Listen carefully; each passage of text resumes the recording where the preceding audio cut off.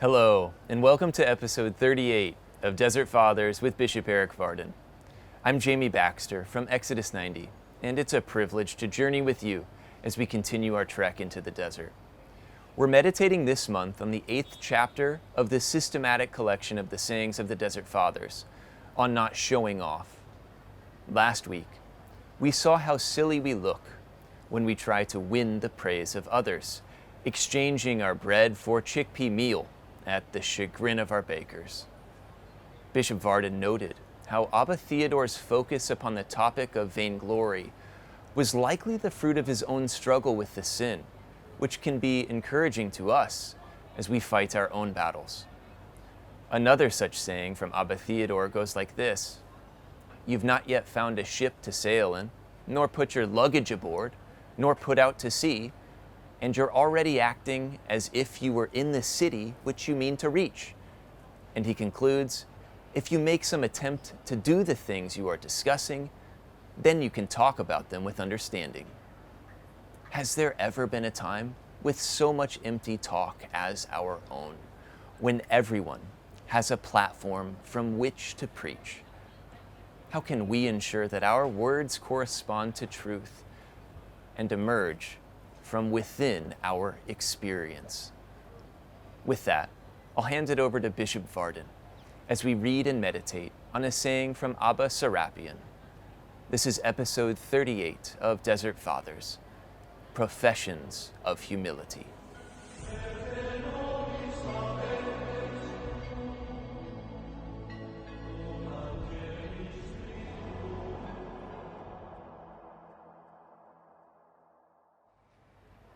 Abba Cassian said that a brother once came to Abba Serapion, and that the elder had invited him, as was his custom, to make a prayer. The other fellow, though professing himself a sinner and declaring himself unworthy of the monastic habit, wouldn't hear of it. Abba Serapion then wished to wash his feet, but he did not consent, saying the same sort of thing. When the elder let him have some food, he began, while they were eating, to exhort him in charity, saying, "My child, if you want to profit, remain in your cell. Mind yourself and your manual labor. Being out and about does you no good. It is much more beneficial to stay put." When the brother heard this, he was irritated. His expression changed so much he could not keep it hidden from the elder.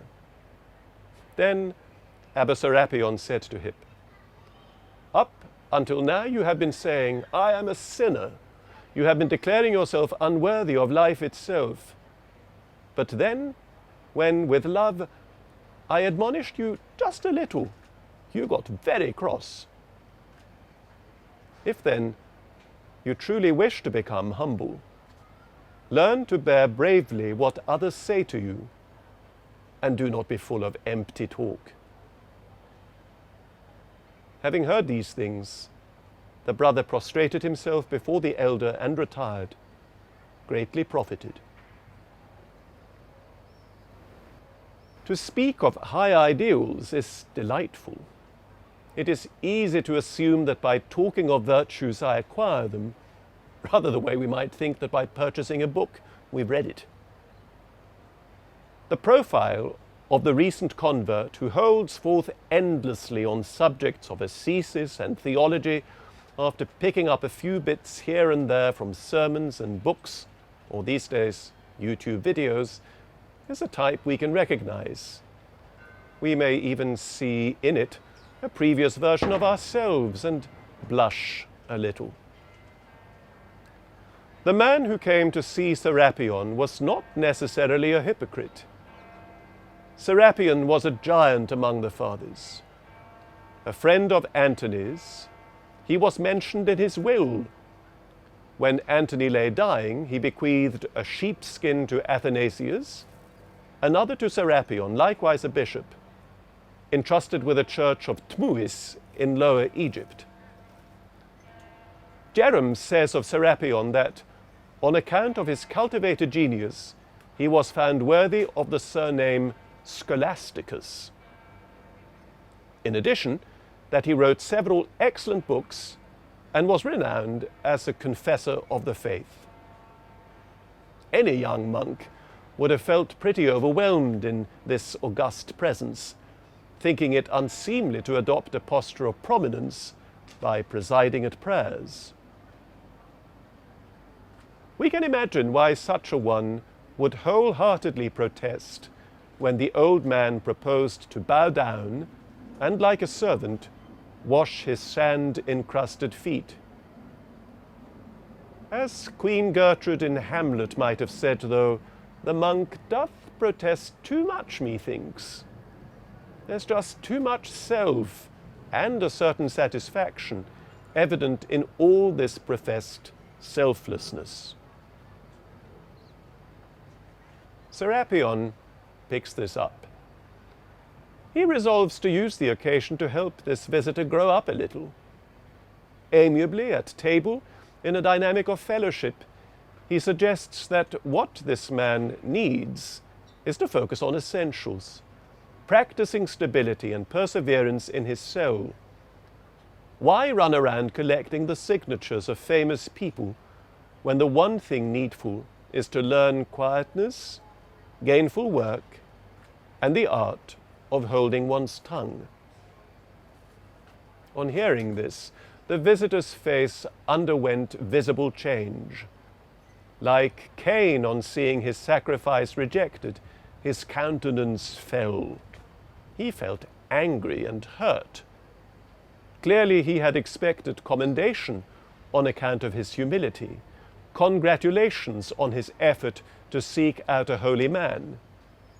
Instead he was asked, "Why aren't you at home plaiting ropes?" He could not keep his displeasure hidden from the elder, try as he might.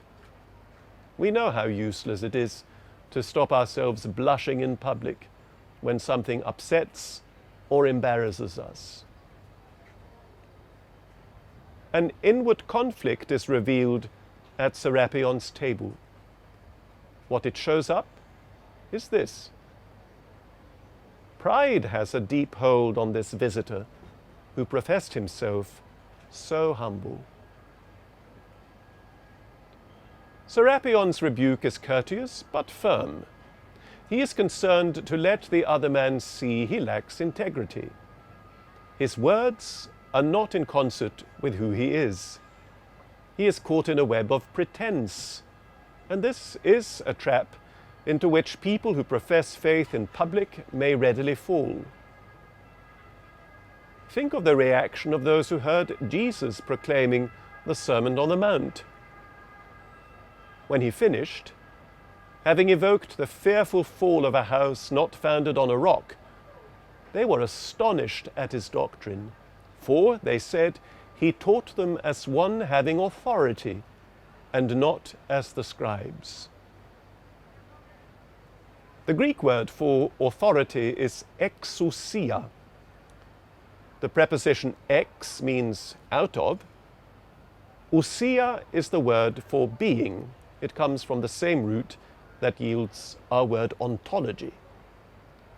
What impressed people in Jesus was the fact that his words came from what he was. An outwardly compelling, credible expression of inward truth. He was of a piece, so dependable. There is pathos in the remark, not as the scribes, a caste of religious professionals who had made the spouting of religious certainties their livelihood. Let's think twice before we look upon the biblical scribes with scorn. They have much in common with devout people of every age. This story challenges us to weigh our words before we speak them. It recalls a counsel St Benedict gives in the 4th chapter of the Holy Rule. Not to wish to be called holy before one is, but to be so first, whereby one would be so called the more truly. It's also a story that makes me smile wistfully. When I think back over my own experience as a religious superior, I ascertain that no letters I received were more predictably obnoxious and out of touch than the one signed, "Yours humbly."